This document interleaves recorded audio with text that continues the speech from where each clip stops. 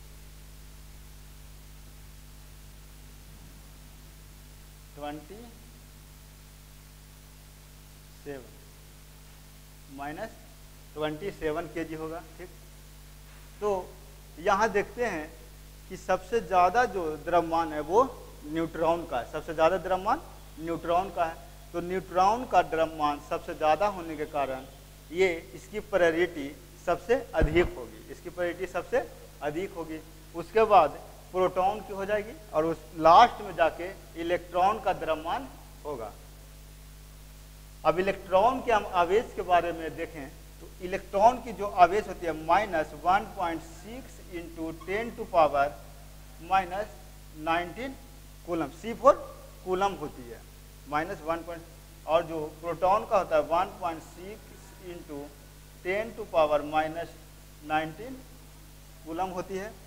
और न्यूट्रॉन का जो होगा द्रव्यमान आवेश वो होगी 0। न्यूट्रॉन का कोई भी आवेश नहीं होता। ओके, और इसे नोट्स कर ले आप लोग तब तक।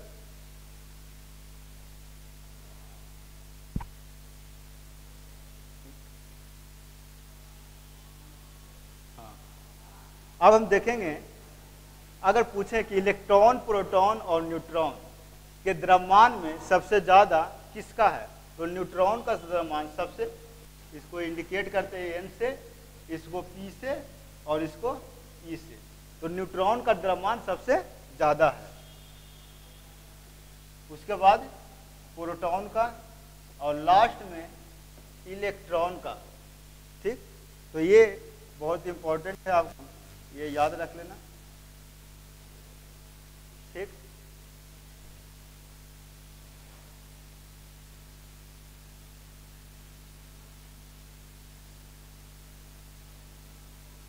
अब यहां पर देखेंगे हम लोग कि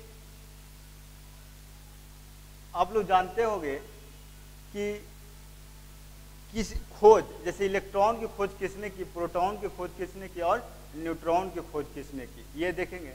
तो सबसे पहले एक शॉर्टकट ट्रिक है जो आप लोग याद रखिएगा।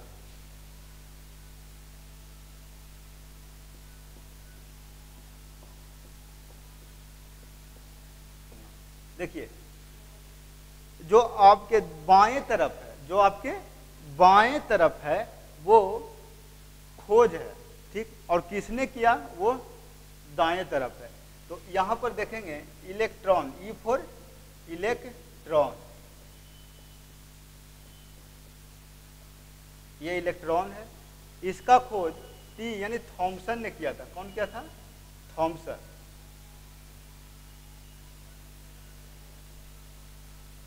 थॉमसन ने किया था। ओके। पी फॉर प्रोटॉन, और प्रोटॉन की खोज किसने की थी? गोल्डस्टीन।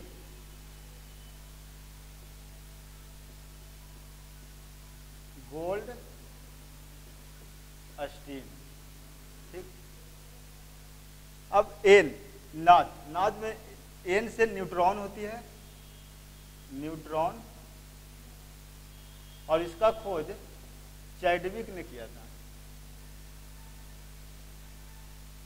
इसका खोज चैडविक ने किया था। तो ये नोट कर लें आप लोग, बहुत इंपॉर्टेंट है आप लोग को, कि लेफ्ट साइड जो है वो खोज है और किसने किया वो राइट साइड में लिखा हुआ है। ओके।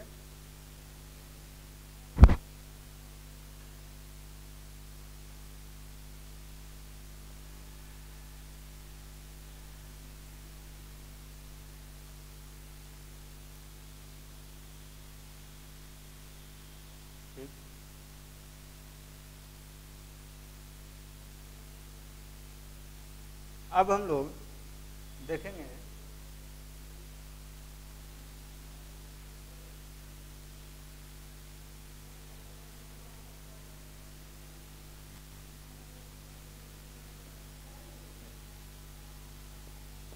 करेंगे आवेश घनत्व, आवेश घनत्व यानी चार्ज डेंसिटी, चार्ज डेंसिटी। इसके बारे में पढ़ने से पहले हम समझेंगे कि इसकी बेसिक क्या होती है। तो आवेश घनत्व का मतलब ही होता है कि किसी वस्तु पर कुल आवेश और उस वस्तु की क्षेत्रफल दोनों के अनुपात, या तो उसका आयतन भी हो सकती है, आवेश के साथ आयतन, या आवेश के साथ उसका लंबाई, या आवेश के साथ उसका क्षेत्रफल। इन तीन कंडीशन में आवेश घनत्व निकाले जाते हैं, ठीक। तो फर्स्ट है जिसको हम लोग कहते हैं पृष्ठीय आवेश घनत्व। क्या कहते हैं? पृष्ठीय आवेश घनत्व, पृष्ठीय आवेश घनत्व। इसमें क्या होगा? पृष्ठीय आवेश घनत्व में क्या हो, जैसे कि कोई एक वस्तु ले लिया, ठीक, और मैंने इसका कुछ क्षेत्रफल ले लिया जिसका ए है कोई क्षेत्रफल, और मैंने बोला कि इस वस्तु पर कुल आवेश Q है, और इसको इंडिकेट करते हैं सिग्मा से। तो पूछेगा कि यहाँ सिग्मा कितनी है, तो सिग्मा बराबर निकालने के लिए हम लोग कहेंगे कि इस वस्तु पर जितना भी आवेश है और इस वस्तु का जितना क्षेत्रफल है उसके अनुपात, यानी कि यहाँ पर कुल आवेश Q है, इस वस्तु पर कुल आवेश Q है, और इसका जो क्षेत्रफल है यानी A, दोनों के अनुपात के बराबर होगा क्या? इसका पृष्ठीय आवेश घनत्व। ओके। अब दूसरा हम पॉइंट बता देते हैं आपको।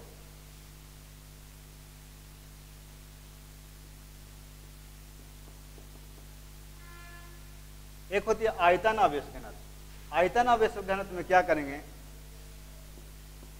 आयतन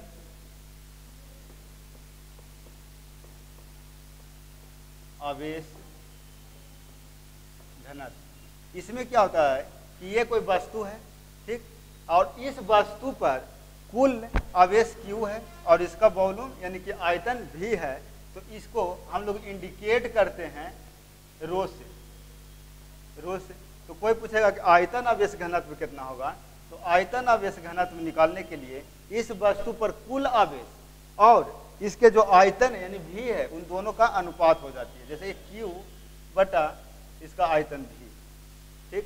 तो जो आयतन आवेश घनत्व और लास्ट जो होती है वो होती है रेखीय आवेश घनत्व।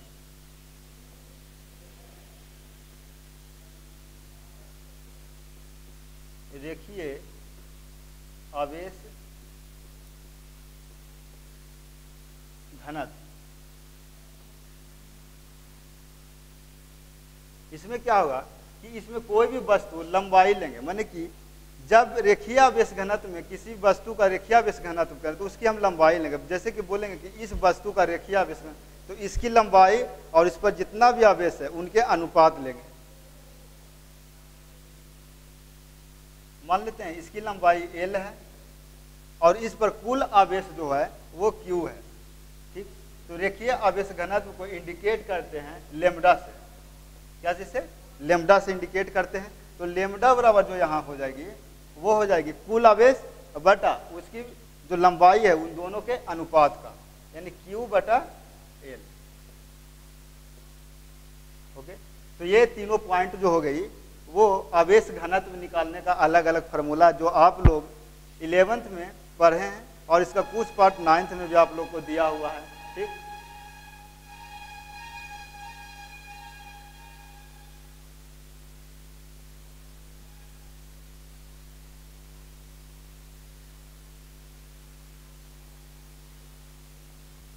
हाँ, तो स्टूडेंट मैं यहीं तक इस लेक्चर को स्टॉप करता हूं और इसके आगे जो लेक्चर मैं पढ़ाऊंगा आप लोग को वो होगा कि आवेश का गुण। आवेश का गुण मतलब कि उनके 3 गुण होते हैं, उनके तीनों गुण के बारे में बारी बारी से पढ़ेंगे। तो आज के लिए मैं इतना ही स्टॉप करता हूं। और अगर आपको जो वीडियो है पसंद आई होगी तो लाइक करिएगा और सब्सक्राइब करिएगा और दीप दृष्टि एकेडमी जो चैनल है उसके बेल आइकन को दबा दीजिएगा, ताकि आपको जो लेक्चर आने वाले हमारे जो आवेश के गुण का जो नया लेक्चर है वो आपको सबसे पहले उपलब्ध हो और आसानी से मिल सके। थैंक यू, धन्यवाद।